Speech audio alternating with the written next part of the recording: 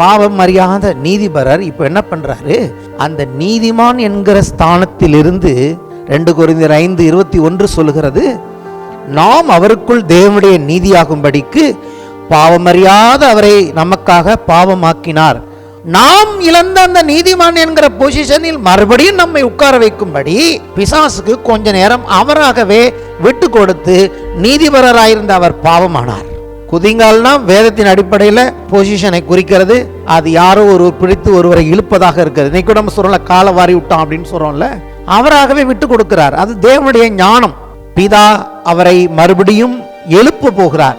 எழுப்பி என்ன சொல்ல போகிறார், நீதிமானாய் மரித்தால் அவர்கள் நிச்சயமாக மறுபடியும் எழுந்திருப்பார்கள் என்பதை இயேசுவின் மூலமாக தேவன் வெளிப்படுத்தினார். ஹல்லேலூயா. நீதிமான் ஒரு நாளும் மரணத்தை ருசிப்பதில்லை. நீதிமான்களை எழுப்புகிற ஒருவர் வருகிறார். ஆகவே அவர் பாவமானார். விட்டு கொடுத்தார். விட்டு கொடுத்தார் என்ன அர்த்தம், தன்னுடைய பொசிஷனை விட்டு கொடுத்தார். வெறும் சரீரத்தை விட்டு கொடுத்தது வேதம் சொல்லுகிறதா? நோ, அவர் கிறிஸ்து என்ற பொசிஷனை கல்வாரி சிலுவையில் உங்களுக்காக எனக்காக பிசாசினிடத்தில் விட்டு கொடுத்தார். சங்கீதத்தை எழுதினவன் அவன், ஆனா பரிசுத்த ஆவியினால நிறைஞ்சி பிதாவின் பட்சத்தில் பேசுகிறான், இயேசுவின் பட்சத்தில் பேசுகிறான், பிதாவை பார்த்து பேசுகிறான், இயேசுவை பார்த்து பேசுகிறான். இயேசு கிறிஸ்துவின் வருகைக்காக நீங்களும் நானும் ஜெபிக்க வேண்டிய ஜெபம் ஒன்று இருக்கும்னு சொன்னா, இதே வசனங்கள் எடுத்து தாவீதின் ஸ்தானத்தில் நீங்கள் நானும் நின்று பிதாவை நோக்கியும் இயேசுவை நோக்கியும் இவைகளை அப்படியே நாமும் ஜெபிக்கும் பொழுது தேவன் அந்த ஜெபத்துக்கு பதில் கொடுப்பார். அதாவது சபையில் இப்போ நான் சொன்னேன் இயேசு வர வேண்டும் என்று, அப்போ கேட்கிறவர்களும் என்ன சொல்லணும், ஆண்டவரே நீங்க வாங்கன்னு சொல்லணும். பரிசுத்த ஆவியானவரும் சபையும் சேர்ந்து என்ன பண்றாங்களாம், கம் அப்படின்னு சொல்றது ஒரு டூயட்டா. அப்ப இங்க டூயட்டுக்கு ஒருத்தர் இருக்கணும்ல, ஒரு மணவாளன் ஒரு மணவாட்டி வாங்கன்னு சொல்றதே எப்படி இருக்கணும், அது ஒரு டூயட் மாதிரி இருக்கணும். Every syllable from my mouth Jesus loves. வாங்க ஆண்டவரேன்னு சொல்றது ஜெபமாகவும் இருக்கலாம், ஒரு பாட்டாகவும் இருக்கலாம். இப்போ அதை போயிட்டு சீக்கிரம் வந்துடுற, கொஞ்சம் வெயிட் பண்ணு சொன்னா நம்ம அந்த இடத்துல இருக்கணும்னு அர்த்தம். இல்லப்பா நீ போனா நான் வரத்துக்கு லேட் ஆகும்னு சொல்லிடுவோம். நம்ம ஒரு எமர்ஜென்சி வேலை குறுக்க வந்துட்டு ஆனா அவங்களோட நம்ம போக வேண்டிய வேலையை நம்ம கண்டினியூ பண்ண விரும்புறோம். அப்ப என்ன சொல்லுவோம், அப்பா கொஞ்சம் வெயிட் பண்ணுதா, வந்துடுற சீக்கிரம் வந்துடுறேன் அப்படின்னு சொல்லிட்டு வேகமா போயிட்டு என்ன வேலை செஞ்சுட்டு இருந்தாலும் நம்ம கவனம் என்ன இருக்கும், ஒருத்தன்ட்டு சொல்லிட்டு வந்துட்டேன் சீக்கிரமா போ, சீக்கிரமா வரேன்னு சொல்லியிருக்கேன், அவன் வெயிட் பண்ணுவான், நான் போயிடணுங்கிற அந்த எண்ணத்திலே அந்த உந்துதலே நான் என்ன பண்ணுவேன், அந்த வேலையை செஞ்சுட்டு சீக்கிரமா வருவேன். வந்தா நான் சீக்கிரமா வரதுக்காக ஒருத்தன் காத்துட்டு இருக்கானே, உணர்வு அவருக்கு இருக்குமா இல்லையா, சீக்கிரம் வரேன்னு சொல்லிட்டு போயிருக்கிறேனே அப்படிங்கிற உணர்வு அவருக்கு இருக்குமா இல்லையா, அப்ப சீக்கிரம் வந்துருவாருங்கிற உணர்வு உங்களுக்கு எனக்கும் இருக்கணுமா இல்லையா, இருக்க வேண்டும் என்று இயேசு விரும்புகிறார். ஆகிலும் இயேசு கிறிஸ்து வெளிப்படும் பொழுது இயேசு கிறிஸ்து இருக்கிற வண்ணமாகவே நாம் அவரை தரிசிப்பதினால் இயேசு கிறிஸ்துவுக்கு ஒப்பாயிருப்போம் என்று அறிந்திருக்கிறோம். அது எப்படிங்க இயேசு கிறிஸ்துவுக்கு நான் ஒப்பாயிருப்பேன், நான் சொல்லல, என் வேதம் சொல்லுகிறது. பொசிஷனை பத்தி பேசிக் கொண்டிருக்கிறேன்.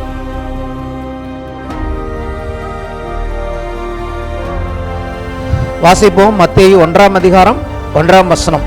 ஆபிரகாமின் குமாரனாகிய தாவீதின் குமாரனான இயேசு கிறிஸ்துவனுடைய வம்ச வரலாறு. ஹல்லேலூயா. ஷலோம் ஷலோம். கர்த்தருடைய பரிசுத்த நாமத்திற்கு மகிமை உண்டாவதாக. ஆண்டவராக இயேசு கிறிஸ்துவின் 2ஆம் வருகை குறித்து நாம் தியானித்து வருகிறோம். இன்றோடு கூட நான் இந்த வருஷத்தின் இந்த மாதத்தின் கடைசி வாரமாக இருக்கிறபடினால இந்த வருஷத்தின் போதனையை நான் இந்த வாரத்தோடு கூட முடிக்கிறேன். போன வாரத்தில் நம்ம என்ன பார்த்தோம், கிறிஸ்து என்ற அந்த நாமத்தை குறித்து போன வாரத்தில் நான் போதித்தேன். அதையே நான் தொடர விரும்புகிறேன். கிறிஸ்து என்ற நாமம் எவ்வளவு முக்கியமானது என்று சொல்லி லூக்கா 13ஆம் அதிகாரம் 35ஆம் வசனத்தின் கடைசி பகுதியை மறுபடியும் நான் ஞாபகப்படுத்த விரும்புகிறேன். கர்த்தருடைய நாமத்தினாலே வருகிறவர் ஸ்தோத்தரிக்கப்பட்டவர் என்று நீங்கள் சொல்லும் காலம் வருமளவும் என்னை காணாதிருப்பீர்கள் என்று மெய்யாகவே உங்களுக்கு சொல்லுகிறேன் என்றார். இயேசு தான் கடைசியாக கல்வாரி சிலுவைக்கு போவதற்கு முன்பதாக யூதர்களை பார்த்து அவர்களிடத்தில் சொன்ன ஒரு வார்த்தை. இன்னைக்கு இயேசு கிறிஸ்துவின் வருகையை குறித்து காலங்களையும் நேரங்களையும் தியானிக்கணும்னு நிறைய பேர் ட்ரை பண்ணியிருக்காங்க. ட்ரை பண்ணி அதை தோற்று போயிருக்காங்க. அதனால் இயேசு எப்போ வருவார் அப்படின்னு யாராலையும் ஒரு எக்ஸாக்டாக சொல்ல முடியாது. ஆனால் நான் எப்படி சொல்கிறேன்னு கேட்டிங்கன்னா, யூதர்கள் ஒரு காரியத்தை சொல்ல வேண்டும், கர்த்தருடைய நாமத்தினால் வருகிறவர் ஸ்தோத்தரிக்கப்பட்டவர்னா அவங்க சொல்லும் ஒரு காலம் வருமா, ஏதோ ஒரு காலம் ஒன்று வருகிறது, அந்த காலத்தில் அவர்கள் அதை சொல்லுவார்கள், அப்போது இயேசு அவர்களுக்கு காணப்படுவார் என்று அவரே சொல்லியிருக்கிறார். இங்கிலீஷில் blessed is the one who comes in the name of the Lord. எபிரேயத்தில் வாசித்தால் பருக் ஹபா பெஷேம் அடோனை. அடோனை அப்படின்னா யெகோவா தேவன். யெகோவா தேவனுடைய நாமத்தினாலே வருகிறவர். யெகோவாவின் அதே ஸ்தானத்திலிருந்து வர வேண்டும். அவர்தான் கிறிஸ்து என்று நீங்கள், இந்த இயேசுதான் அந்த யெகோவா தேவனுடைய நாமத்தில் வருகிற அந்த ஆசீர்வதிக்கப்பட்ட மேசியா என்று ஒரு நாள் யூதர்கள் சொல்லும் பொழுது இயேசு வருவார். அப்படிப்பட்ட கால சூழ்நிலைகள், அப்படிப்பட்ட நெருக்கங்கள் இஸ்ரேல் மக்களுக்கு உண்டாகும் ஒரு காலத்தை நோக்கி நாம் போய்கொண்டிருக்கிறோம். ஆகவே தான் நம்ம எப்போதுமே இஸ்ரேல் தேசத்தின் மேலே ஒரு கண்ணு வச்சுட்டே இருக்கணும். அங்கே என்ன மத்திய கிழக்கு நாடுகளில் என்ன நடக்குதுன்னு சொல்லிட்டு நம்ம வழக்கத்தில் இயேசு கிறிஸ்துன்னு சொல்ல ஆரம்பிச்சிட்டோம். அவர்களுக்கு கிறிஸ்துவோடைய அந்த முக்கியம் புரியும், ஆனால் இயேசுவை கிறிஸ்து என்று அவர்கள் ஏற்றுக்கொள்ளவில்லை. நமக்கு இயேசுதான் கிறிஸ்து என்று தெரியும், ஆனால் கிறிஸ்து என்ற அந்த வார்த்தையின் முக்கியத்துவத்தை மிகவும் அதிகமாக சபை புரிந்து கொள்ள வேண்டும் என்று தேவன் விரும்புகிறார். இயேசு தன் சீசரிடத்தில் கேட்கிறார். பொதுவாக எல்லாரும் என்னை பற்றி என்ன சொல்கிறாங்கன்னு கேட்குறார். அப்போ சீசர்கள் சொல்லுகிறார்கள், சிலர் உம்மை எரேமியாங்கிறாங்க, சிலர் தீர்க்கதரிசிகளில் ஒருவர்னு சொல்கிறாங்க. அப்படி பல கருத்துக்களை சொல்லும் பொழுது நீங்கள் என்ன யாருன்னு சொல்கிறீங்கன்னு கேட்குறாரு. அப்போ என்ன அர்த்தம்? உங்களுக்கு என்னை பற்றி புரிஞ்சிருக்குன்னு கேட்கும்போது பேதுரு முந்தி சொல்கிறாரு, நீர் ஜீவனுள்ள தேவனுடைய குமாரனாகிய கிறிஸ்து. அப்போ இதை விட சிறந்த விளக்கத்தை நீங்கள் எங்கேயுமே பைபிளில் பார்க்க முடியாது. கிறிஸ்து என்றால் அவர் தேவனிடத்திலிருந்து வர வேண்டும். ஜீவனுள்ள தேவனுடைய குமாரனாக வருபவரே கிறிஸ்து. இதை உடனே இயேசு சொல்கிறாரு, இதை மாம்சமும் இரத்தமும் உனக்கு வெளிப்படுத்தவில்லை, பரலோகத்தில் இருக்க என் பிதா இதை உனக்கு வெளிப்படுத்தினார். ஆமென். இன்றைக்கு இயேசுதான் கிறிஸ்து என்று நாம் வெளிப்பாட்டை பெற்றிருக்கிறோம் என்று சொன்னால் நம்முடைய மாம்சமும் இரத்தமும் இதை நமக்கு வெளிப்படுத்தவில்லை, தேவ ஆவியானவர், பிதாவானவர் தேவ ஆவியானவர் மூலமாக உங்களுக்கும் எனக்கும் வெளிப்படுத்தி இருக்கிறார். அப்போ நாம் பாக்கியவான்களாக இருக்கிறோம். ஆமென். அவர்களை விட நாம் பாக்கியவான்களாக இருக்கிறோம். சரியா? அப்போது முதலாம் வருகையில் ஃபஸ்ட்டு இயேசு வந்தப்போ ஏன் கிறிஸ்து இந்த பூமியில் ஆட்சி செய்யவில்லை, அவர் ஏன் ஆட்சி செய்யலை அப்படிங்கிறத நம்ம பார்த்தோம். அன்னைக்கே அவர் ஆட்சி செஞ்சிருக்கலாம், மீட்புக்காக அவர் இன்றைக்கு ஆட்சி செய்யவில்லை. ஆதியாகமம் 3ஆம் அதிகாரம் 15ஆம் வசனம். ஆதியாகமம் 3:15, உனக்கும் ஸ்திரீக்கும் உன் வித்துக்கும் அவள் வித்துக்கும் பகை உண்டாக்குவேன், அவர் உன் தலையை நசுக்குவார், நீ அவர் குதிங்காலை நசுக்குவாய் என்றார். இந்த இடத்துலையும் நான் எதை பார்க்குறேன்னு கேட்டிங்கன்னா, ஏன் இந்த வசனத்தை வாசிக்கிறேன், இந்த இடத்துல தேவன் ஒரு ஸ்தானத்தை பற்றி பேசுகிறார். அங்கேயும் ஒரு பொசிஷனை பற்றி கர்த்தர் சொல்கிறார். அதுதான் இன்றைக்கி நான் உங்களுக்கு சொல்ல விரும்புகிறேன்.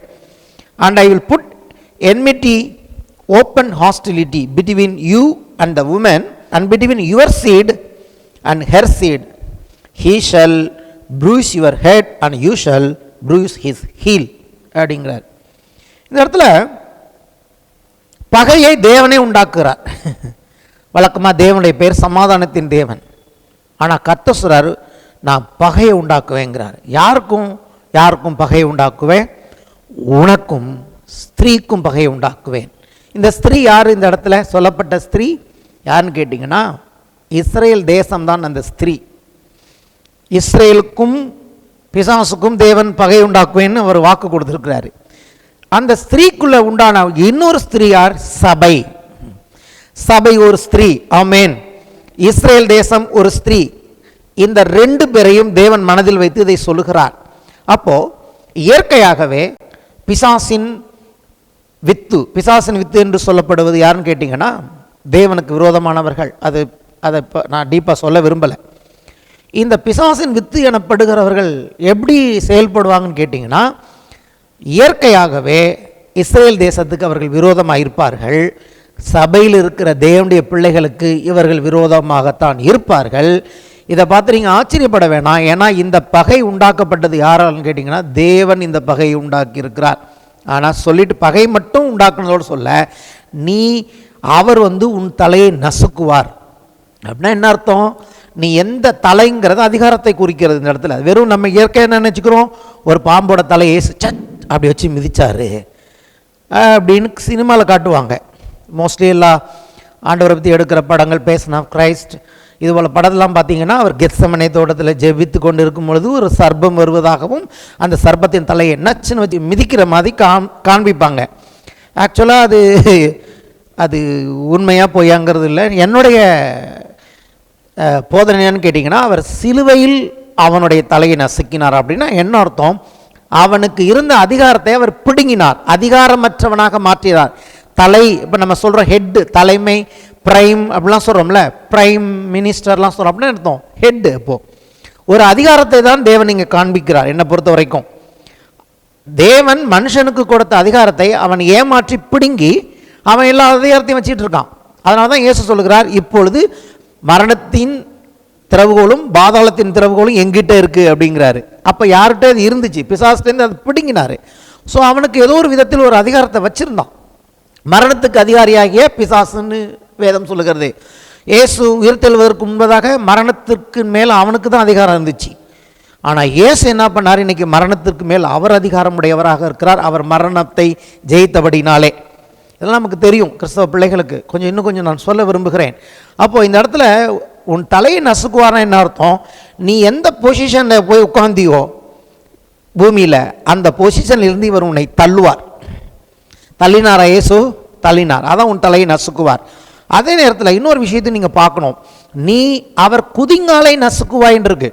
இந்த இடத்துல தேவன் வித்தியாசம் காண்பிக்காமல் பேசுகிறார். எப்படின்னா, அவரும் ஒன்று நசுக்குவார், நீ ஒன்று செய்வ, நீ ஒன்று நசுக்குவேங்கிறாரு. அப்போது இயேசு செஞ்ச அளவுக்கு ஈக்குவலாக அவனும் எதையோ ஒன்று செஞ்சுருக்கிறான். ஆனால் இதை எப்படி நம்ம எடுத்துப்போன்னு கேட்டிங்கன்னா, அவர் சிலுவையில் மரித்தாரே, சிலுவையில் பட்ட பாடுகளை குதிங்காலை நசுக்கிறதுக்கு ஈக்குவலாக அப்படி சொல்லி முடிச்சிருவாங்க. ஆனால் இன்னும் கொஞ்சம் நான் விளக்கமாக சொல்ல விரும்புகிறேன். இந்த இடத்துல குதிங்காலை நசுக்குவாய்னா அர்த்தம் என்னன்னு கேட்டிங்கன்னா, இந்த குதிங்கால் அப்படிங்கிற வேர்டு நீங்கள் எங்கே பார்க்கலான்னு கேட்டிங்கன்னா, யாக்கோபின் பேரே அதுதான் இருக்குது. நீங்கள் இதே இந்த ஆதிகாமத்தில் போயிட்டு எபிரேயத்தில் பார்த்தீங்கன்னா, குதிங்காலுக்கு என்ன எழுத்துகள் எழுதியிருக்கிறதோ அதே தான் யாக்கோபின் பேர்லேயும் எழுதியிருக்கும். இப்போ யாக்கோபுக்கு ஏன் அந்த பேர் வந்ததுன்னு கேட்டிங்கன்னா, யாக்கோபுங்கிற பேர் அவன் சகோதரனுடைய குதிங்காலை பிடித்து கொண்டு வெளியே வந்தான். எதுக்கு அவன் பிடிச்சிட்டு வரான்? அவனுக்கு ஒரு பொசிஷன். என்ன பொசிஷன்? நான் தான் முதல்ல பிறக்கணும், ஆனால் நீ போகிற, ஆனால் உன் காலை பிடிச்சிக்கிட்டு நான் வெளியில் வர்றதுனால நீ மட்டும் முதல்ல பிறந்தவன் இல்லை, சேஷ்டபுத்திர பாகத்துக்கு உரியவன் அல்ல, நான் தான் சேஷ்டபுத்திர பாகத்துக்கு உரியவன் சொல்லி அவன் காலை பிடிச்சிட்டு ஒரு நாளில் உண்மையாகவே அவன் சகோதரன் சேஷ்டபுத்திர பாகத்தை வாங்கிட்டான். எப்படி வாங்கினான்? தன்னுடைய தந்திரத்தினால் அவன் பொசிஷனில் இருந்து அவனை தள்ளி அந்த பொசிஷனுக்கு அவன் போனான் என்று பார்க்கிறோம். அப்போ இந்த இடத்துல பொசிஷன் ரொம்ப முக்கியம். நான் வேதத்தின் அடிப்படையில் வேத வசனத்திலிருந்து வியாக்கியானம் பண்ணுறேன். அப்போ அவரும் தலையை நசுக்குவார்னு என்ன அர்த்தம்? நீ ஆதாம் இடத்திலிருந்து ஏமாற்றி பிடித்த அந்த ஸ்தானத்திலிருந்து உன்னை அவர் தள்ளுவார். நீயும் அவரை ஒரு ஸ்தானத்திலிருந்து தள்ளத்தான் வேண்டும். என்ன ஸ்தானத்திலிருந்து இயேசுவை அவன் தள்ளினான் அப்படின்னு பார்த்தீங்கன்னா, ஒன்றும் கிடையாது. அவர் பாவமே அறியாதவர். ஆமென். அவர் நீதிமான், நீதிபரர். பாவம் அறியாத நீதிபரர் இப்போ என்ன பண்ணுறாரு? அந்த நீதிமான் என்கிற ஸ்தானத்திலிருந்து க்ஷணப்பொழுது கல்வாரி சிலுவையிலே அவர் தள்ளப்படுகிறார். எந்த இடத்துக்கு தள்ளப்படுகிறார்? 2 கொரிந்தியர் 5:21 சொல்லுகிறது, நாம் அவருக்குள் தேவனுடைய நீதியாகும்படிக்கு பாவமறியாத அவரை நமக்காக பாவமாக்கினார். எந்த ஸ்தானத்துக்கு போறாரு? நீதியிலேருந்து பாவங்கிற ஸ்தானத்துக்கு அவர் தள்ளப்படுகிறார். அப்போ ஏதோ பிசாசு அங்கே ஜெயித்தானா? நீங்களும் அந்த பொசிஷனை மறுபடியும் பெற்றுக்கொள்ளும்படி. என்ன பொசிஷன்? நீதிமான் என்கிற அந்த பொசிஷனை ஆதாம் மூலமாக நாம் எல்லாருமே இழந்து விட்டோமே. நாம் இழந்த அந்த நீதிமான் என்கிற பொசிஷனில் மறுபடியும் நம்மை உட்கார வைக்கும்படி பிசாசுக்கு கொஞ்ச நேரம் அவராகவே விட்டு கொடுத்து நீதிபரராயிருந்த அவர் பாவமானார். ஆகையால் நாம் நீதிமான்களாக்கப்பட்டோம். அப்போது இது தேவ ஞானம் இந்த இடத்துல விளங்கும். அவர் முன் அதை செய்கிறார். இது இயேசுவுக்கு தோல்வி இல்லை. அதனால தான் குதிங்கால் என்று எழுதப்பட்டிருக்கிறது. குதிங்கால்னா வேதத்தின் அடிப்படையில் பொசிஷனை குறிக்கிறது. அது யாரோ பிடித்து ஒருவரை இழுப்பதாக இருக்கிறது. இன்னைக்கு கூட நம்ம சொல்கிறோம்ல, காலை வாரி விட்டான் அப்படின்னு சொல்கிறோம்ல. வேலை ஸ்தலத்தில் எத்தனை பேர் நம்ம கூடயே பழகிட்டு நம்ம காலை வாரிடுவான் ப்ரமோஷன் வரும்போது, தெரியுமா? நம்ம மட்டும் மேலே வராமல் நம்மளை கீழே அமுக்கிறவங்க யாராக இருப்பாங்கன்னு பார்த்தீங்கன்னா, நம்மளோட க்ளோஸ் ஆஃபீஸில் இருக்கவன் தான். இது எத்தனை பேருக்கு பொருந்துன்னு தெரியாது. என் வாழ்க்கையில் நான் பார்த்த வரைக்கும் என்னுடைய வேலை ஸ்தலத்தில் எனக்கு ரொம்ப வெல்விஷராக இருந்த ஒருத்தன் தான் என் வாழ்க்கையில் அந்த நிறுவனத்தில் என்னுடைய எல்லா முன்னேற்றங்களையும் தடுத்தான் என்பதை நான் அறிந்து கொள்ள பல வருடங்கள் எனக்கு ஆனது. எதிரியை நீங்கள் ஈஸியாக நம்பிடலாம், அவன் கோபமாக வருவானா, இவன் நமக்கு விரோதமானவனே. ஆனால் துரோகிகள் அப்படி இல்லை, கூட இருந்தே சைலண்ட்டாக வேலை பார்ப்பாங்க. எத்தனை பேருக்கு அந்த அனுபவம் இருக்குன்னு தெரியல. இந்த இடத்துல இயேசு என்ன பண்ணுகிறார்? அவராகவே விட்டு கொடுக்கிறார். அது தேவனுடைய ஞானம். ஏன் விட்டு கொடுக்கிறார்னா, பிதா அவரை மறுபடியும் எழுப்ப போகிறார். எழுப்பி என்ன சொல்ல போகிறார்? நீதிமானாய் மரித்தால் அவர்கள் நிச்சயமாக மறுபடியும் எழுந்திருப்பார்கள் என்பதை இயேசுவின் மூலமாக தேவன் வெளிப்படுத்தினார். ஹல்லேலூயா. வேத வசனத்திலிருந்து காமிக்கிறேன். நீதிமான் ஒரு நாளும் மரணத்தை ருசிப்பதில்லை, நீதிமான்களை எழுப்புகிற ஒருவர் வருகிறார், ஆகவே அவர் பாவமானார். வேத வசனங்களை காண்பிக்கிறேன், அருமையான வேத வசனங்கள். யோவான் 10ஆம் அதிகாரம் எடுத்து எல்லாரும் பார்த்துங்க. யோவான் 10:17 முதல் 19 வசனங்கள். இயேசுவின் வாழ்க்கையில யார் காட்டி கொடுத்தா? வெளியிலேருந்து வந்தாங்களா? யாராவது ரோமர்கள் வந்து காட்டி கொடுத்தாங்களா? கூடவே இருந்தவன். கரெக்டாக ஞாபகப்படுத்துறார் ஆண்டவர். 12 பேர்ல ஒருத்தன், கூடவே இருந்து முத்தம் கொடுத்தவனே, அவரோடு பந்தியில் சாப்பிட்ட ஒருவனே, அவருக்கு விரோதமாய் காலை தூக்கினான் என்று என் வேதம் சொல்லுகிறது. அப்போ உலகத்தில் இருக்க உங்களுக்கு எனக்கு அது சம்பவிக்காதுன்னு என்ன நிச்சயம்? தேவனுடைய ஞானம், இதில் தேவனுடைய ஞானம் விளங்கும். யோவான் 10:17 முதல் 19 வசனங்கள். நான் என் ஜீவனை மறுபடியும் அடைந்து கொள்ளும்படிக்கு அதை கொடுக்கிறபடியினால் பிதா என்னில் அன்பா இருக்கிறார். ஒருவனும் அதை என்னிடத்திலிருந்து எடுத்துக்கொள்ள மாட்டான். நானே அதை கொடுக்கிறேன். அதை கொடுக்கவும் எனக்கு அதிகாரம் உண்டு, அதை மறுபடியும் எடுத்துக்கொள்ளவும் எனக்கு அதிகாரம் உண்டு. இந்த கட்டளையை என் பிதாவிடத்திலிருந்து பெற்றுக்கொண்டேன் என்றார்.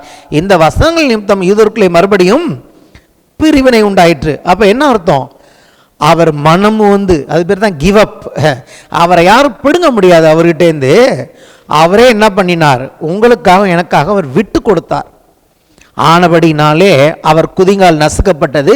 அவருடைய கிறிஸ்துவாக வந்த அவர் தன்னுடைய ஸ்தானத்தில் இருந்து, அவர் சாதாரண மனுஷன் அல்ல, கிறிஸ்து தேவனிடத்திலிருந்து வந்தவர், உங்களுக்காக எனக்காக என்ன செய்தார்? விட்டு கொடுத்தார். விட்டு கொடுத்தார் என்ன அர்த்தம்? தன்னுடைய பொசிஷனை விட்டு கொடுத்தார். அது இன்னைக்கு நம்ம புரிஞ்சுக்கணும். என்னத்தை விட்டு கொடுத்தார்? வெறும் சரீரத்தை விட்டு கொடுத்தது வேதம் சொல்லுகிறதா? நோ, அவர் தேவகுமாரன், அவர் கிறிஸ்து என்ற பொசிஷனை கல்வாரி சிலுவையில் உங்களுக்காக எனக்காக பிசாசனிடத்தில் விட்டு கொடுத்தார். அவன் நினைச்சான் முடிஞ்சது கதைன்னு சொல்லி. ஆனால் இன்னொரு இடத்துல இருக்கு பாருங்க. நான் சொன்னல, நீதிமான் அழிவை தேவன் காண விட மாட்டார். அப்போஸ்தலர் 13:35 அன்றியும் உம்முடைய பரிசுத்தர் அழிவை காண ஒட்டீர் என்று வேறொரு சங்கீதத்தில் சொல்லி இருக்கிறது. எந்த சங்கீதத்தில் சொல்லி இருக்கு? எல்லாமே சங்கீதத்தை வச்சு தான் பேசுறாங்க. அது வந்து சங்கீதம் 16:10 இருக்கு. அதை எடுத்து அவங்க கோட் பண்றாங்க இயேசுவுக்கு. சங்கீதம் 16:10 யார் சொல்றா? தாவீது சொல்லுகிறான். தாவீது தன்னை பற்றி சொன்னானா? இல்ல, தாவீது இயேசுவை பற்றி சொன்னான். தன்னையே அந்த இடத்துல தாவீது பொருத்திக்கிறான். என் ஆத்துமாவை பாதாளத்தில் விடீர். நீங்க வீட்டில் போய் பாருங்க, சங்கீதம் 16:10. என் ஆத்துமாவை பாதாளத்தில் விடீர், உம்முடைய பரிசுத்தவானை அழிவை காண ஒட்டீர் அப்படிங்கிற சங்கீதம் தாவீது தீர்க்க தரிசனம் சொல்றான். அதை எடுத்து இங்க இயேசுக்கு சொல்லுகிறார்கள்.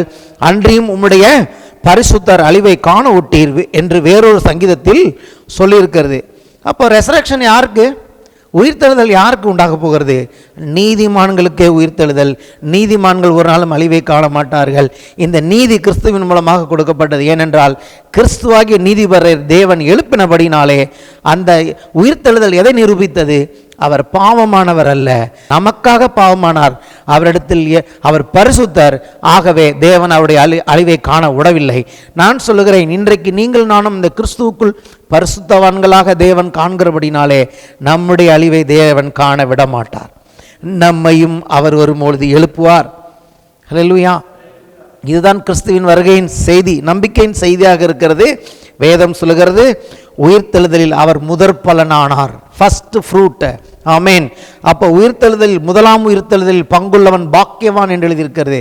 முதலாம் உயிர்த்தெழுதல் இயேசுக்கு மட்டுமல்ல, இயேசு வரும் பொழுது உண்டாக போகிற அந்த முதலாம் உயிர்த்தெழுதலில் நாம் உயிரோடு எழுந்து விடுவோம். அதற்கு எழுந்துட்டோம்னா நம்ம பங்குள்ளவர்கள், பாக்கியவான்கள். அந்த உயிர்த்தெழுதலில் ஒருவன் எழும்பாவிட்டால் அவனுக்கு நம்பிக்கையே கிடையாது. ரெண்டாவது வாட்டி ஒரு உயிர்த்தெழுதல் வரும். அது நீதிக்கேற்ற உயிர்த்தெழுதல் அல்ல, ஆக்கினை தீர்ப்புக்கான உயிர்த்தெழுதல். அன்னைக்கு எல்லாருமே உயிரோடு எழும்புவாங்க. அந்த கூட்டத்தில் நம்ம எழும்பக்கூடாது. இயேசு வரும்பொழுது எழும்புகிற கூட்டத்தில் நீங்களும் நான் இருக்க வேண்டும். ஆகவே தான் எழுதியிருக்கிறது, முதலாம் உயிர்த்தெழுதலில் பங்குள்ளவனே பாக்கியவான் என்று எழுது. இன்னைக்கு மறுபடியும் தாவீதின் தீர்க்க தரிசனத்தை நான் போன வாரம் நேரம் இல்லாதனால நான் சொல்லலை. சங்கீதம் 2, சங்கீதம் 110 அதை பார்க்க போகிறோம். இந்த 4 வாரத்தில் நம்ம பிரதானமாக எந்த வசனத்தை வச்சு பிரசங்கம் பண்ணிகிட்டு இருக்கோம்? ஆபிரகாமின் குமாரனாகிய தாவீதின் குமாரனான இயேசு கிறிஸ்துவின் வம்ச வரலாறு. இவங்க ரெண்டு பேரையும் பார்க்கும்போது எனக்கு சந்தோஷமாக இருக்குது. ஆபிரகாமும் தாவீதும் தீர்க்க தரிசனமாக போட்டி போட்டு இருக்கிறாங்க. கிறிஸ்துவை பற்றி ரெண்டு பேருக்குள்ள அவ்வளோ ஒரு போட்டி. நான் பார்க்கும்போது ஸ்பிரிச்சுவலாக ஆபிரகாம் தான் உயர்ந்தவர்னு சொல்லலான்னு பார்த்தா தாவீது என்ன பாருங்கிறாரு. ஓ, தாவீதான் எல்லாத்திலும் உயர்ந்தவர்னு சொன்னால் ஆபிரகாம் சொல்கிறார் என்ன பாருன்னு.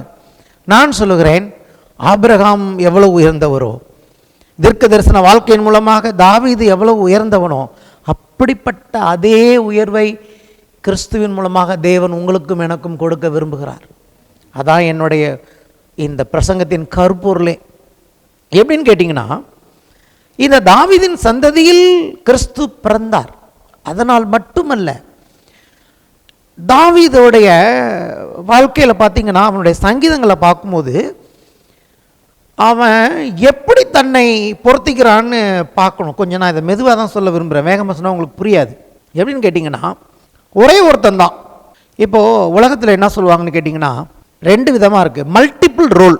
ஃபஸ்ட் இங்கிலீஷ் சொல்கிறோம், நான் தமிழில் சொல்கிறேன். Multiple role. ஒரே ஆளுக்கு பல பாத்திரங்கள் கொடுக்கலாம். ஆனால் ஒரே ஆள் பல்வேறு வித பாத்திரங்களை ஏற்று அதன்படி செய்யும்போது நான் சொல்லுகிறேன், அந்தந்த பாத்திரத்துக்கு ஏற்ற ஒரு காரியத்தை அவங்க வெளிப்படுத்தணும். அதுதான் பர்சனாலிட்டின்னு சொல்லுவோம் நம்ம. Multiple role, when it comes to multiple role, you have to give multiple personalities. ஆனால் உலகத்தில் மல்டிபிள் பர்சனாலிட்டினா அதை வந்து வியாதின்னு சொல்லிடுவாங்க. மல்டிபிள் பர்சனாலிட்டி டிஸார்டர் அப்படின்னு இருக்கு. சாரி, நான் தமிழ் குடிமகன், அதனால் தமிழில் முதல்ல போய் பார்த்தேன். ஏன்னா சொல்லணும், தமிழில் அர்த்தம் சொல்லணும். மல்டிபிள் பர்சனாலிட்டி அப்படின்னா பல வகை ஆளுமையா, பல வகை ஆளுமை. ஒரே மனுஷன் பல ஆளுமையில் செயல்படலாம். ஆனால் ஒரு மனுஷன் பல்வேறு ஆளுமையில் செயல்பட்டால் அதை வியாதி என்று உலகம் சொல்லுகிறது. மல்டிபிள் பர்சனாலிட்டி டிஸார்டர், அது ஒரு வியாதின்னு சொல்கிறாங்க. ஆனால் நான் சொல்கிறேன், ஸ்பிரிச்சுவலாக ஆவிக்குரிய விதத்தில் நமக்கு வந்து இந்த மல்டிபிள் பர்சனாலிட்டியை தேவன் கொடுத்துருக்கிறார். தாவீதுக்கு கொடுக்குறார். எப்படின்னு கேட்டிங்கன்னா, சங்கீதங்களில் காமிக்கிறேன். அதுக்கு முன்னாடி என்ன உதாரணமாக வச்சு காமிக்கிறேன்.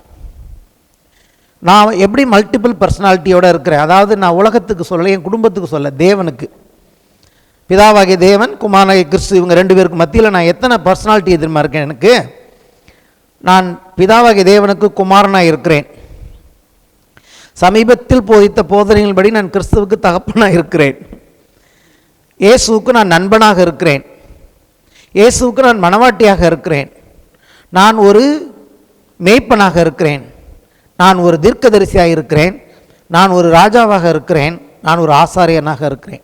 இன்னும் இருக்குது நிறையா, ஆனால் கொஞ்சம் எழுதுனேன் நான். இதை நம்ம தாவீதின் வாழ்க்கையில் பார்க்க போகிறோம்.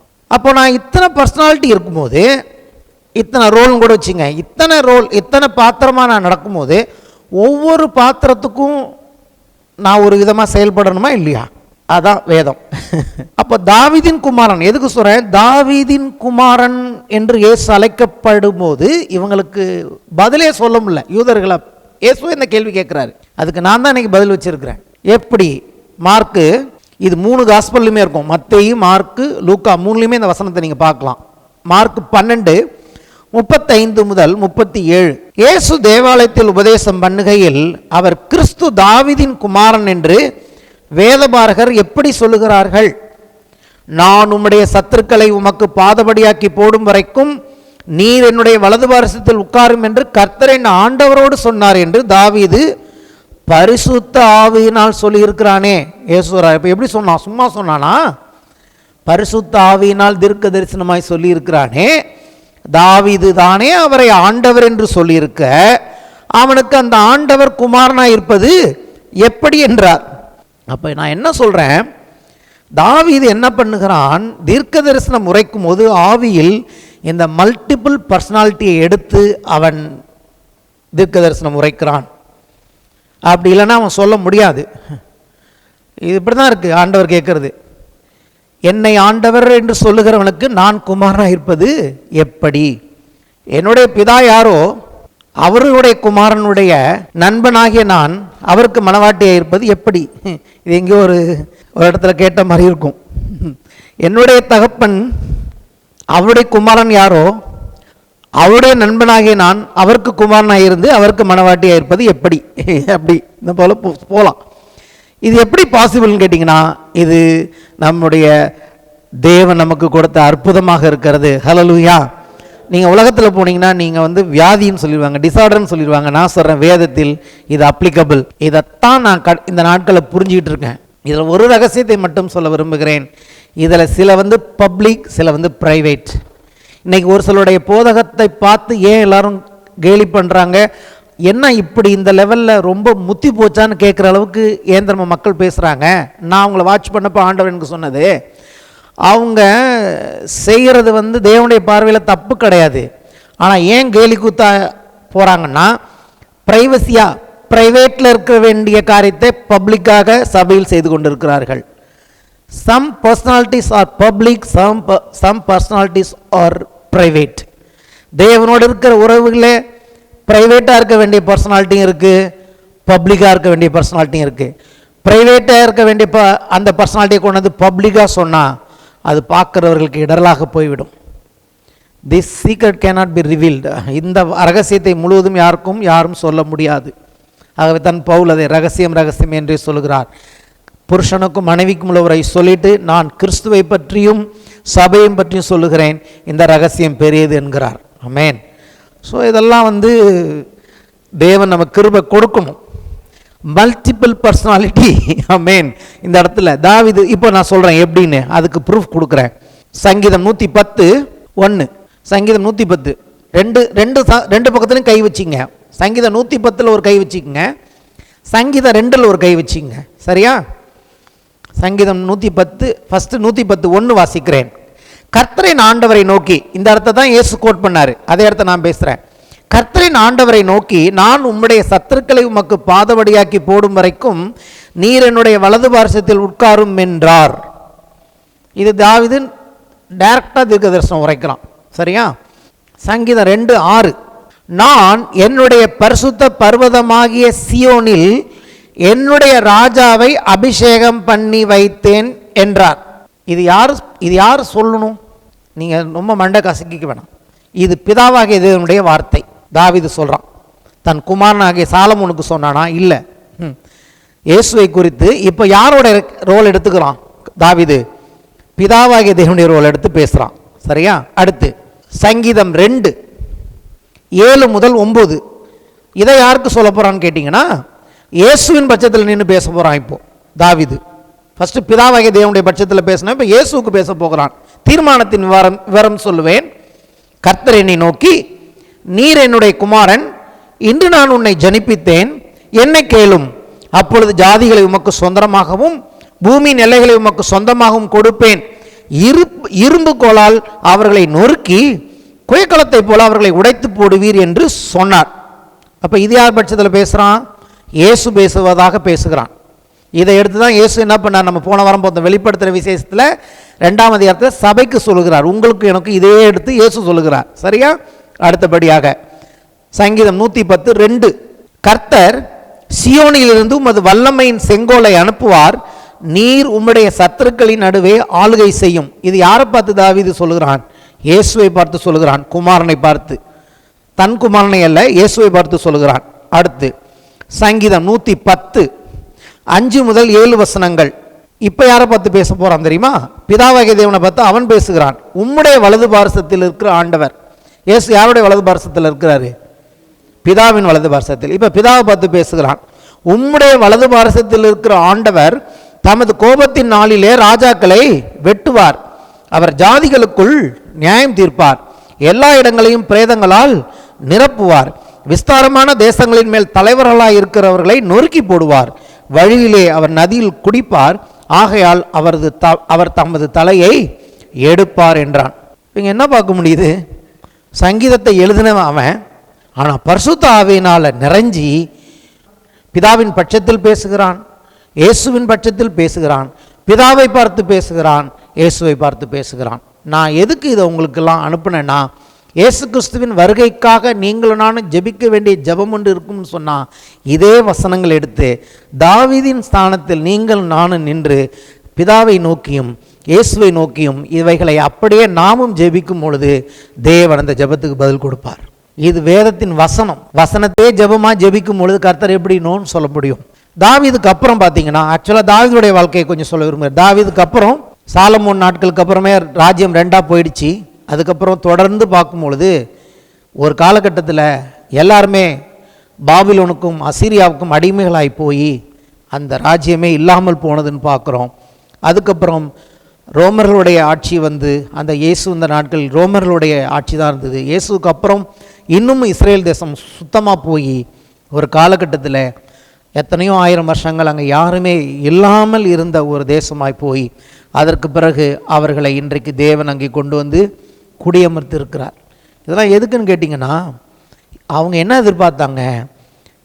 யூதர்களை இயேசு ரோமருடைய ஆட்சியிலிருந்து காப்பாற்றுவார் என்று எதிர்பார்த்தாங்க ஃபஸ்ட்டு வந்தப்ப. ஆனால் இயேசு ரோமர்களுடைய கையிலிருந்து யூதர்களை காப்பாற்ற வரவில்லை, பிசாசின் பிடியிலிருந்து உலகத்தில் இருக்கிற எல்லா மக்களையும் ரட்சிக்க அந்த தேசத்துக்கு வந்தார்.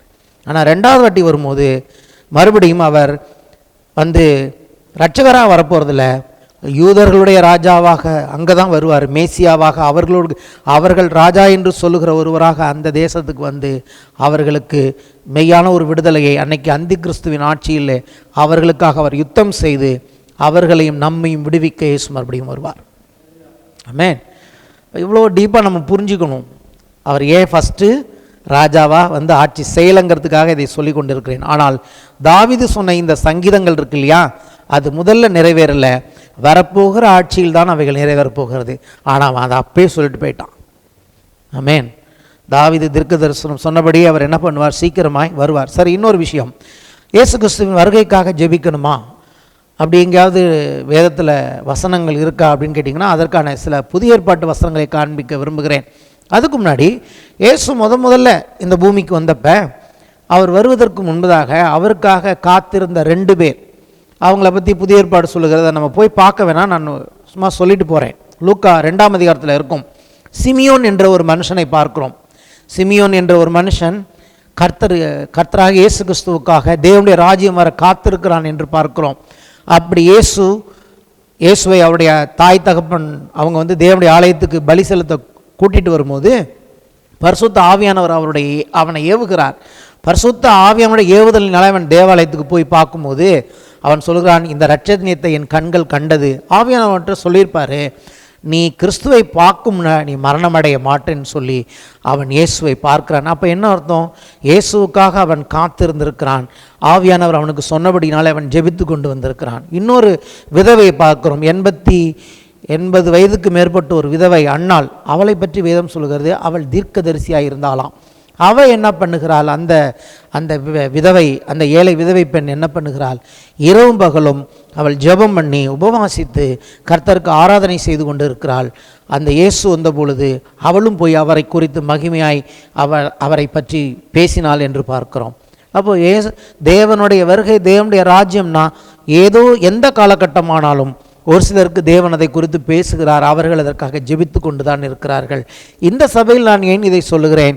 கர்த்தராகிய இயேசு கிறிஸ்துவின் வருகை குறித்து நீ பேச வேண்டும் என்று தேவன் என்னிடத்தில் கேட்டபடினால் நான் ஒவ்வொரு வருடமும் பேசுகிறேன். இந்த வருடத்தில் நான் விசேஷமாக சொல்ல விரும்புவது, அதற்காக ஜெபிக்கவும் கூட வேண்டும் என்றும் நான் உங்களிடத்தில் கேட்கிறேன். 2 பேதுரு 3ஆம் அதிகாரம் 12ஆம் வசனம், வேகமாய் சில காரியங்களை சொல்ல விரும்புகிறேன். 2 பேதுரு 3:12 அங்கே பேதுரு எழுதுகிறார், தேவனுடைய நாள் சீக்கிரமாய் வரும்படிக்கு மிகுந்த ஆவலோடு காத்திருங்கள். அப்படிங்கிறது யாருடைய வார்த்தை? பேதுரு சொல்லுகிறார், தேவனுடைய நாள் சீக்கிரமாய் வரும்படிக்கு ஆவலோடு காத்திருங்கள். அப்போ அவர்கள் மட்டுமல்ல, நாமும் கூட காத்திருக்க வேண்டும் என்று வேதம் சொல்கிறது. அந்த நாளில் வானங்கள் வெந்து அழிந்து பூதங்கள் எரிந்து உருகி போகும். 1 கொரிந்தியர் 16ஆம் அதிகாரம் 22ஆம் வசனம், ஒருவன் கர்த்தராகிய இயேசு கிறிஸ்துவினிடத்தில் அன்பு கூறாமல் போனால் அவன் சபிக்கப்பட்டவனாய் இருக்க கடவன், கர்த்தர் வருகிறார். அந்த இடத்துல தான் மாரநாதாங்கிற வார்த்தை. கர்த்தர் வருகிறார்னா என்ன அர்த்தம்? அதுக்கு முன்னாடி சொல்லப்பட்டது அது வாழ்த்து அல்ல.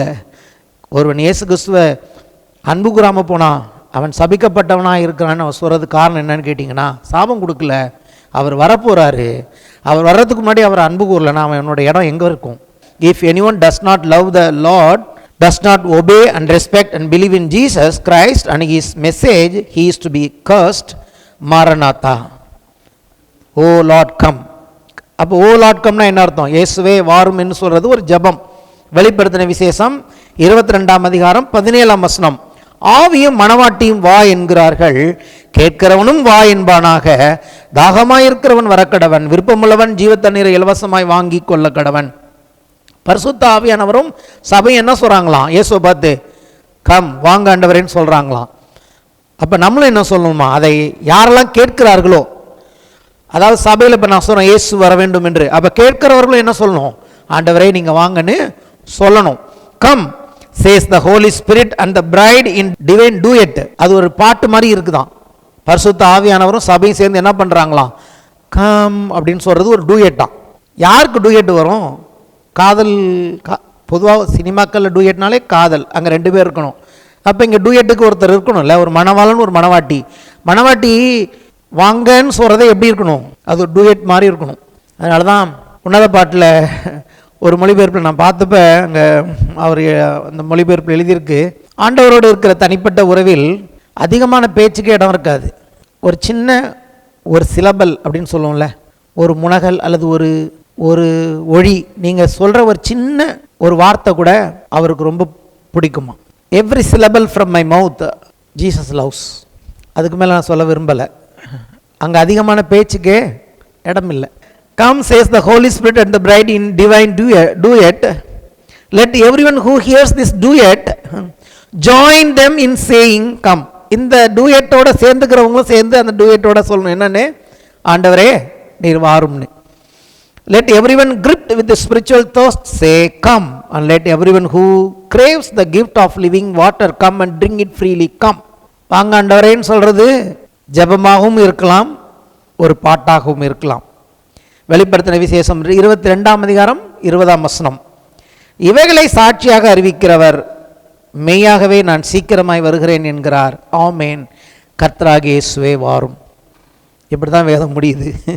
இவைகளை சாட்சியாக அறிவிக்கிறவர் மெய்யாகவே நான் சீக்கிரமாய் வருகிறேன் என்கிறார். லேட்டாக வரேன்னு சொல்லலை, கொஞ்சம் வெயிட் பண்ணுங்கன்னு சொல்ல. அவரை பொறுத்த வரைக்கும் சீக்கிரமாக தான் அவர் வரப்போகிறார். அவர் சொன்ன வார்த்தை உண்மை தான். அவர் என்னைக்கு சீக்கிரமாக வரேன்னு சொன்னாரோ அவரை பொறுத்த வரைக்கும் அந்த பீரியட் அவருக்கு சீக்கிரம் தான், நமக்கு தான் லேட்டு. ஒப்புக்கு சொல்லுவார் ஆண்டவர் சீக்கிரமாக வரேனே. சீக்கிரமாக வரேன்னு சொன்னால் அப்புறம் என்ன அர்த்தம்? சீக்கிரமாக தான் வரணும். அப்புறம் சீக்கிரமாக தான் வருவாரா இல்லையா? சீக்கிரமாக தான் வருவார். நமக்கு அது பார்த்தா பெரிய ரொம்ப நாளாக தெரியுது. அவரை பொறுத்த வரைக்கும் அது சீக்கிரம் தான். யார்ட்டையாவது நீங்கள் சொல்லிட்டு போயிருக்கீங்களா சீக்கிரமாக வந்துடுறேன்னு சொன்னால் என்ன அர்த்தம்? இப்போ அதை போயிட்டு சீக்கிரம் வந்துடுற கொஞ்சம் வெயிட் பண்ணு சொன்னால் நம்ம அந்த இடத்துல இருக்கணும்னு அர்த்தம். ஆமே கரெக்ட்? இல்லாட்டி நம்ம சீக்கிரம் இல்லைப்பா நீ போ, நான் வரத்துக்கு லேட் ஆகும்னு சொல்லிடுவோம். வெயிட் பண்ணாத, நான் வரத்துக்கு லேட் ஆகும்ப்பா நீ போ, நம்ம நாளைக்கு பார்க்கலாம்னு சொல்லலாம். ஆனால் நம்ம ஒரு எமர்ஜென்சி வேலை குறுக்க வந்துட்டு, ஆனால் அவங்களோட நம்ம போக வேண்டிய வேலையை நம்ம கண்டினியூ பண்ண விரும்புகிறோம். அப்போ என்ன சொல்லுவோம்?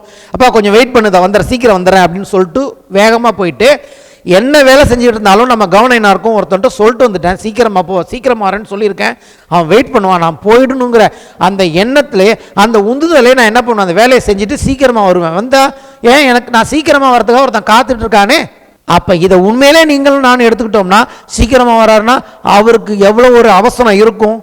அவசரத்தோடு வருவாரா இல்லையா? அந்த அந்த உணர்வு அவருக்கு இருக்குமா இல்லையா? சீக்கிரம் வரேன்னு சொல்லிட்டு போயிருக்கிறேனே அப்படிங்கிற உணர்வு அவருக்கு இருக்குமா இல்லையா? அப்போ சீக்கிரம் வந்துடுவாருங்கிற உணர்வு உங்களுக்கு எனக்கும் இருக்கணுமா இல்லையா? இருக்க வேண்டும் என்று இயேசு விரும்புகிறார். இருக்கிறவங்க டூயட் பாடுவாங்க, இல்லாதவங்க தூங்குவாங்க. இன்னொரு விஷயத்தையும் ஓப்பனாக சொல்ல விரும்புகிறேன். இயேசு எப்போ வருவாருன்னு யாருக்கும் தெரியாது. அஃப்கோர்ஸ் அவரே சொல்லிட்டாரு, அந்த நேரத்தையும் நாளிகையும் பிதா தவிர யாருக்கும் தெரியாதுன்னு அவர் சொல்லியிருக்கிறார். ஓகே, சொல்ல வேணாம். ஏன் ஞாயிற்றுக்கிழமையில் நம்ம ஆராதிக்கிறோம்? ஏன் ஞாயிற்றுக்கிழமையில் ஆராதனை மாறுனுச்சு? பழைய ஏற்பாட்டில் சனிக்கிழமை தான் ஓய்வு நாள். நீங்கள் நானும் ஏன் ஞாயிற்றுக்கிழமையில் வர்றோம்? இயேசு உயிர்த்தெழுந்தபடியினாலே நாங்கள் உயிர்த்தெழுந்த ஆண்டவரை ஆராதிக்கிறோம். அதனால உயிர்த்தெழுந்த ஞாயிற்றுக்கிழமைனால இது என்ன எதை குறிக்குது? உயிர்த்தெழுதலை. நான் கேட்குறேன், இயேசுவை உயிரோடு எழுப்பின அதே தேவன் தான் உங்களை என்ன உயிரோடு எழுப்ப போகிறாரு. அப்போ அது ஏன் ஒரு உயிர்த்தெழுந்த நாளில் இருக்கக்கூடாது? இது நான் கன்ஃபார்மாக சொல்ல, என்னுடைய சஜஷனாக சொல்கிறேன். வாரத்தில் 7 நாள் இருக்குது. இயேசு ஞாயிற்றுக்கிழமையெல்லாம் உயிர்த்தெழுந்தார். நான் சொல்கிறேன், இயேசுவின் வருகையும் நம்மை உயிரோடு எழுப்புவதற்கு ஏன் ஒரு ஞாயிற்றுக்கிழமையாக இருக்கக்கூடாது? அதாவது எந்த நாள் எந்த வருஷம் தெரியாமல் இருக்கலாம், ஆனால் ஞாயிற்றுக்கிழமையாக இருக்கலாம்ல. அன்னைக்கு தேவனுடைய ஆலயத்துக்கு போக விருப்பம் இல்லாமல், நான் சொல்கிறது முடியாதவங்களை பற்றி இல்லை, தேவனுடைய ஆலயத்துக்கு இந்த உயிர்த்தெழுந்த நாளில் நான் போக வேண்டும் என்கிற கொஞ்சம் கூட உணர்வில்லாதவர்கள் இருப்பார்கள் என்று சொன்னால் ஒருவேளை ஆண்டவர் அந்த ஞாயிற்றுக்கிழமை வருவானா அவங்களுடைய நிலைமை என்னவா இருக்கும்னு கொஞ்சம் யோசிச்சுக்கோங்க. இது வரைக்கும் நான் அப்படி யோசிச்சதே இல்லை. கிறிஸ்து என்பது தேவன் அவருக்கு கொடுத்த பொசிஷன் மட்டுமல்ல, நமக்கும் அந்த பொசிஷனில் பங்கு கொடுத்துருக்கிறாருன்னு சொன்னால் எத்தனை பேர் முறுமுறுப்பாங்கன்னு எனக்கு தெரியாது. அன்றைக்கு யூதர்கள் முறுமுறுத்தது போல அப்படி முறுமுறுக்கிறவர்களுக்காக இந்த வசனங்களை காட்ட விரும்புகிறேன். வேகமாய் வாசிப்போம். எபேசியர் 2:7-9 வசனங்கள். கிறிஸ்து இயேசுவுக்குள் நம்மை அவரோடு கூட எழுப்பி உன்னதங்களிலே அவரோடு கூட உட்காரம் செய்தார். அவருக்கு பக்கத்தில் உட்கார செய்தார்னு என் வேதம் எழுதவில்லை. அவரோடு கூட, அலாங் வித் ஹிம், அவரோடு கூட உட்காரம் செய்தார். கிருபையினாலே விசுவாசத்தை கொண்டு ரட்சிக்கப்பட்டீர்கள். இது உங்களால் உண்டானதில்லை, இது தேவனுடைய ஈவு. ஒருவரும் பெருமை பாராட்டாதபடிக்கு இது கிரியையினால் உண்டானதல்ல. கிருபையினால் தான் ரட்சிப்பு. ரட்சிப்புனாலே என்ன நீங்கள் சொல்கிறார்? அதாவது இன்றைக்கி நீங்களாம் ரட்சிக்கப்பட்டிருக்கோம், தேவன் நம்மளை பாவங்களை கழுவிருக்கிறாரு. இதோடைய உண்மையான அர்த்தம் என்னன்னா, நம்ம என்னைக்கு அதை நம்ம வாழ்க்கையில் நடந்ததோ நம்ம ஆவியை தேவன் கொண்டு போய் உன்னதங்களில் கிறிஸ்து இருக்கிற இடத்துல உட்கார வச்சுட்டார். ஆல்ரெடி இது முடிஞ்சிச்சு. வரப்போகிறது இந்த சரீரத்தையும் ஆத்மாவும் மீட்க தான். ஏற்கனவே 3 பார்ட்டில், அதாவது மனிதனுடைய 3 பார்ட்டில் ஒரு பார்ட்டு ஏற்கனவே எங்கே தான் உட்கார்ந்துருக்கு?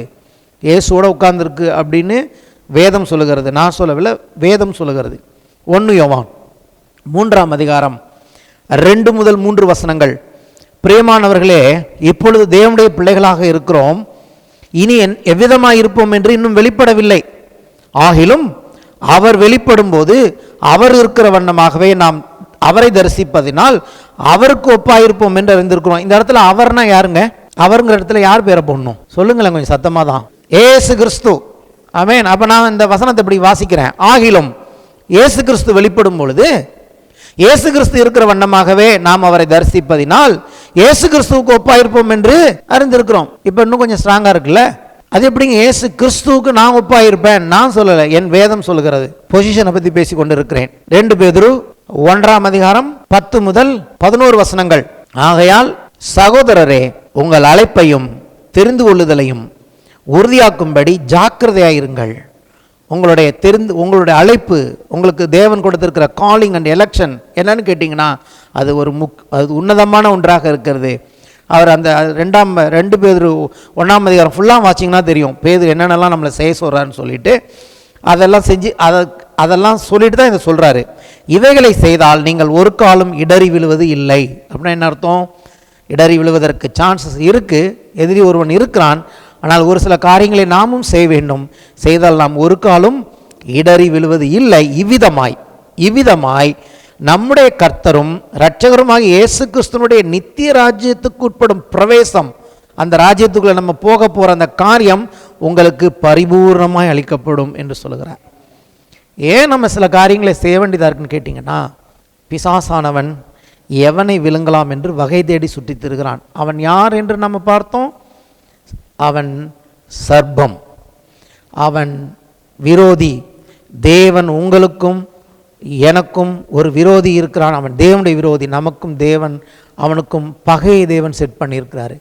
இந்த பகையை செட் பண்ணவரே தேவன் தான். ஏன் பகையை செட் பண்ணார் தெரியுமா? அவன் தலையை மிதிக்கணும், அவன் தலையை நசுக்கணும். ஆகவே தான் பவுல் எழுதுகிறார், சீக்கிரத்தில் தேவன் சாத்தானை உங்கள் காலின் கீழ் நசுக்கி போடுவார். ஏற்கனவே இயேசுவுக்கு நசுக்குனது பத்தாதுப்பா, உங்கள் வாழ்க்கையிலே அதை செய்வார். அப்போ தேவன் அதே விதமான ஒரு பொசிஷனை எதிர்பார்க்கிறார்.